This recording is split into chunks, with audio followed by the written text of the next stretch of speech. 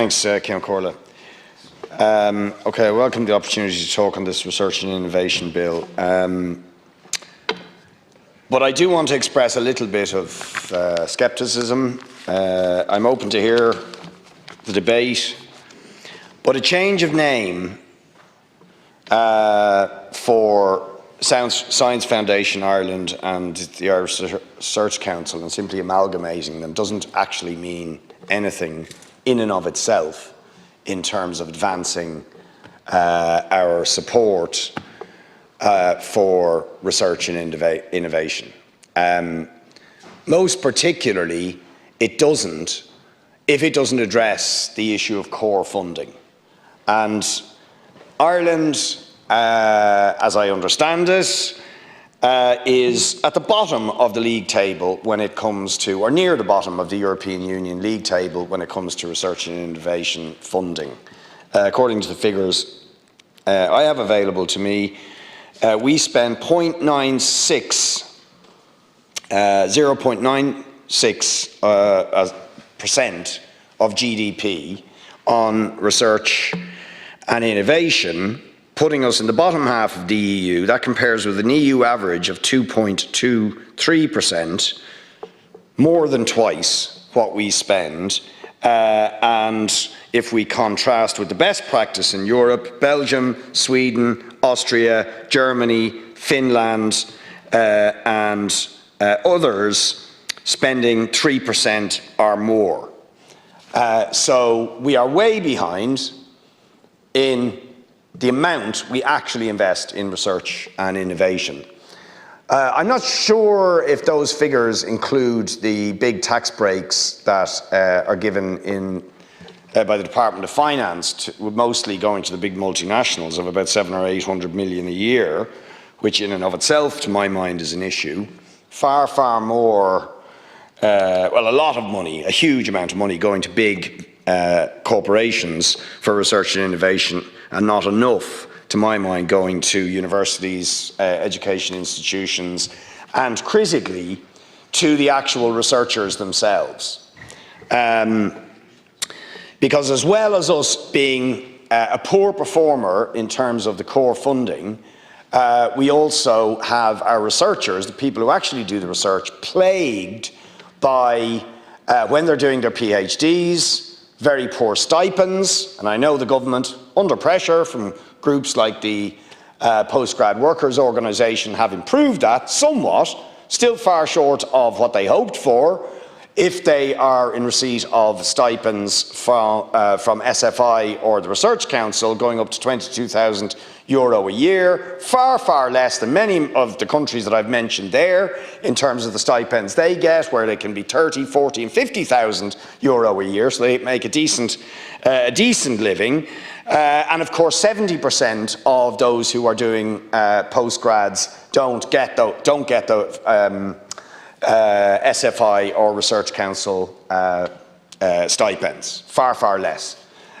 So we have a lot of our people doing postgrads and research who are living in poverty, living in deep precarity, and I don't see how that tallies with a serious commitment to advance research and innovation if the people who actually do it are living in poverty. And indeed, it might, it's sort of, I was going to say, I'm sorry he's gone now, Deputy Healy-Rae was referring to the people who maybe hadn't gone to university or college but just had a pair of hands hanging out of their, or a pair of arms and a pair of hands hanging out of their body. And he's absolutely right, because of course, the most serious sort of anthropological study of how human beings became human beings and became the most advanced species were related to precisely that fact.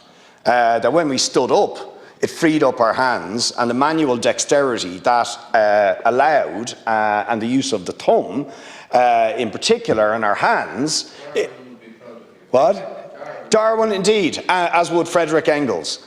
And indeed, it might be worth noting that Das Kapital was dedicated to Darwin, something that people don't know. Karl Marx's great work was dedicated to Darwin. And Engels pointed out in his fantastic pamphlet, a role of labour in the transition from ape to man, is that they've got much to do with the... It has a lot to do with it. It has a lot to do with the manual dexterity was actually the thing that created a dynamic interaction between the growth of the human brain, being able to do things that no other species can do. And that's the essence of research and innovation. Now, you boil that down to the issue of the poverty of our researchers. You can't do very good research if you don't have a secure roof over your head, if you're literally hungry and living in poverty. It doesn't actually contribute to the advance of those skills that we uniquely have as a species to think about things that don't exist, to go down rabbit holes, to do blue sky research, and to imagine different possibilities, different futures. That is what is unique to human beings. And critically, in that regard, I want to sort of emphasize that the question of arts and humanities and research in those areas have to be considered as equally important to what are narrowly considered the sciences. And I would have concerns in this area because, of course, the two go together. And that's essentially what I'm trying to argue here, is often arts and the humanities and what wouldn't appear to have a sort of an immediate practical or commercial purpose, but it is often those slightly more blue sky imaginings or research that lead us to big scientific breakthroughs.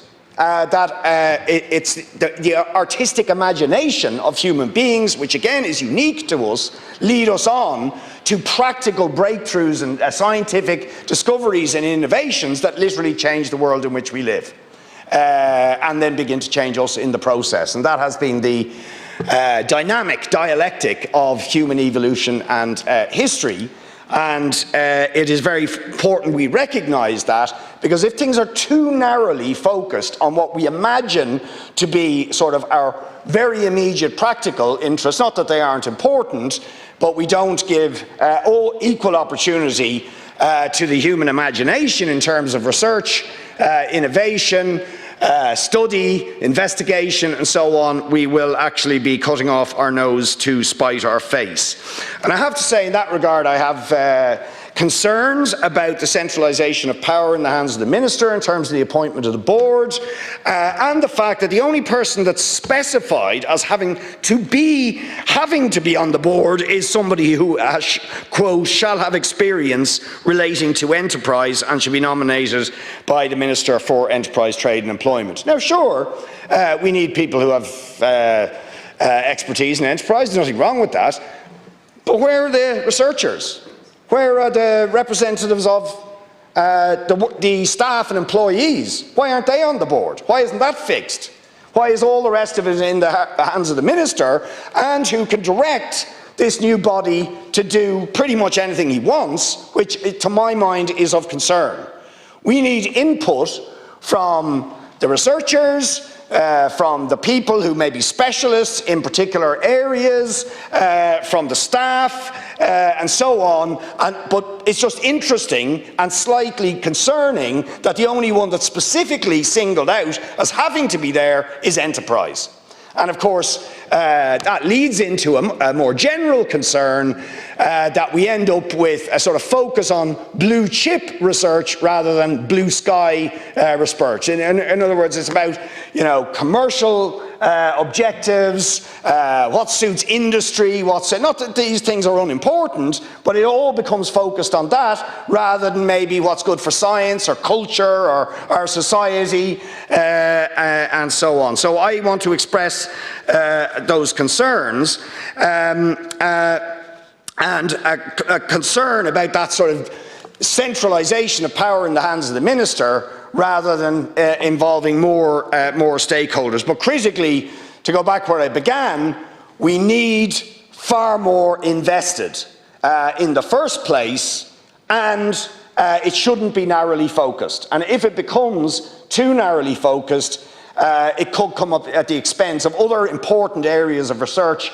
not just science in the very narrow sense, or maths or whatever, but all the other areas like arts and humanities, which are critical for the advancement of the human species and human society.